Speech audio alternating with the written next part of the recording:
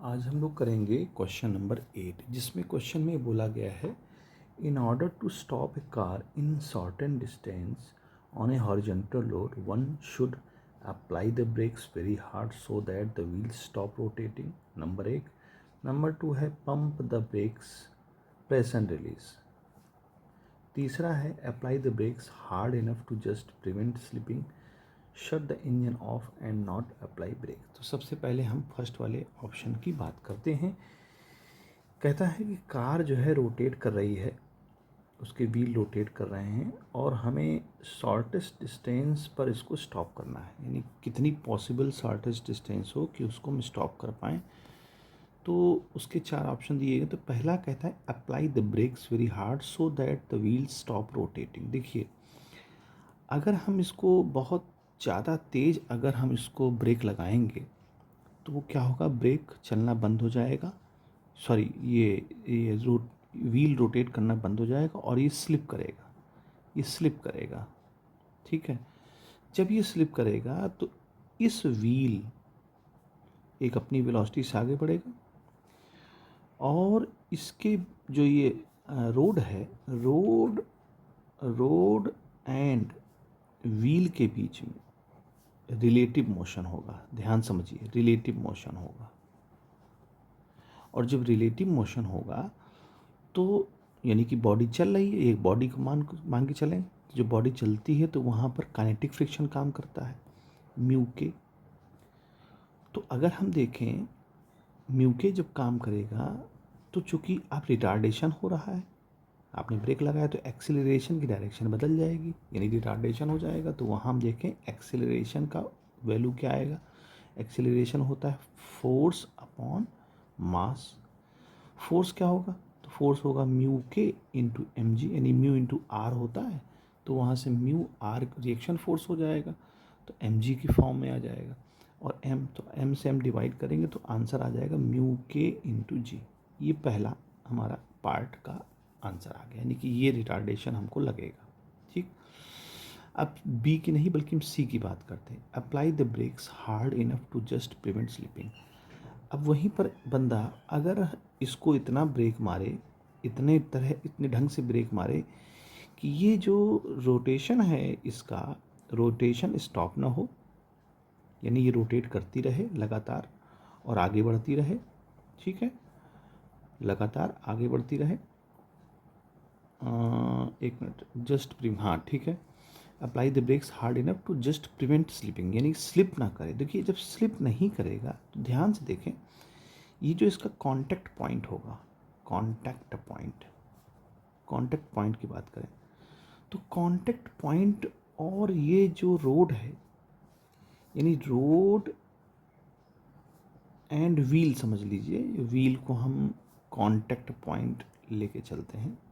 Contact point के बीच में relative motion नहीं होगा, नो रिलेटिव मोशन। समझिए यहाँ बात को, बहुत ही अच्छा क्वेश्चन है। उनके बीच में कोई रिलेटिव मोशन नहीं होगा। देखिए, जैसे कोई बॉडी अगर मान लीजिए चल रही है, कोई बॉडी अगर चल रही है, जैसे मान लें हम इसको आपको एग्जांपल के फॉर्म में दिखा रहे हैं कि जैसे ये बॉडी है, ये व्हील है, ये व्हील अगर चल रहा है ऐसे करके, तो इसका जो नीचे का पार्ट है वो हमेशा ज़मीन से टिका रहेगा और ज़मीन यानी अर्थ और इस पॉइंट ऑफ कांटेक्ट के बीच में कोई रिलेटिव मोशन नहीं होगा।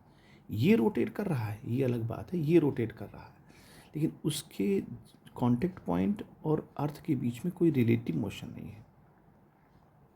बात हमारी समझें जिसको, ये अलग बात है कि ये जो है हर बार रोटेट करके अलग अलग पॉइंट पर आ रहा है ज़मीन से। लेकिन अगर स्लिपिंग की हम बात करेंगे, तो स्लिपिंग में क्या होगा, ये स्लिप करेगा तो वहाँ काइनेटिक फ्रिक्शन काम करेगा। लेकिन जब ये रोटेट करेगा तो इसका जो लोअर मोस्ट पॉइंट है, लोअर बॉटम पॉइंट है, वो कांटेक्ट में रहेगा हमेशा। कांटेक्ट में तो पहले में भी था, लेकिन वहाँ रिलेटिव मोशन हो रहा है। रोटेशन के केस में क्या होता है, याद रखें, रोटेशन के केस में जो लोअर पॉइंट है उसके और रोड के बीच में यानी अर्थ के बीच में हमारा स्टैटिक फ्रिक्शन फोर्स काम करता है, मैक्सिमम स्टैटिक फ्रिक्शन फोर्स काम करता है, स्टैटिक फ्रिक्शन काम करता है। तो उस केस में अगर हम एक्सेलरेशन देखेंगे तो F/m करेंगे और F की वैल्यू होगी μs mg divide by m, यहाँ से m कैंसिल हो जाएगा, तो आंसर क्या आ जाएगा μs इंटू जी। ये सी वाले पार्ट का आंसर हो गया। अगर दोनों को हम कंपेयर करें तो देखिए μs की वैल्यू हमेशा μk से ज़्यादा होती है, भले थोड़ी ज़्यादा हो लेकिन ज़्यादा होती है। तो जब ज़्यादा होती है तो इस केस में एक्सेलरेशन यानी रिटार्डेशन ज़्यादा होगा, retardation more in case of first option, यानी कि सेकंड ये जो सी वाला पार्ट है, सी वाले पार्ट में रिटार्डेशन ज़्यादा होगा। जब सी वाले पार्ट में रिटार्डेशन ज़्यादा होगा तो जाहिर सी बात है कि ये कम दूर चलेगा और रुक जाएगा। तो हमारा जो सी ऑप्शन है वो करेक्ट है। फिर हम बी की बात देख लेते हैं, pump the brakes press and release. तो उससे तो कोई फ़र्क नहीं पड़ेगा, प्रेस करेंगे तो एक बार प्रेस करेंगे तो काइनेटिक फ्रिक्शन में हो जाएगा, फिर स्टैटिक फ्रिक्शन में आ जाएगा। काइनेटिक फ्रिक्शन में आ जाएगा, हो सकता है स्लाइड भी करे, स्लिप भी करे। जब आप तेज़ से लगाएंगे तो स्लिप भी करेगी और फिर से आप रिलीज़ करेंगे तो वो केस नहीं बनेगा। फिर होता है shut the engine off and not apply brakes. जब आप इंजन ऑफ कर देंगे तो जो उसकी वेलोसिटी आ चुकी होगी उसी वेलोसिटी से आगे बढ़ेगा, तो वहाँ पर हम ये शट द इंजन ऑफ का भी ऑप्शन नहीं ले सकते। तो हमें जो है ऑप्शन ए और सी में ही कंपेयर करना था। ये ऑप्शन ए था जिसमें सी ऑप्शन में ए की यानी कि रिटार्डेशन की वैल्यू हमारी जो है ज़्यादा मिल रही है, जिससे जो है जल्दी से रिटार्ड होकर के वो बॉडी रुक जाएगी। तो शॉर्टेस्ट डिस्टेंस का जो हमारा आंसर है वो सी के लिए फिट बैठता है।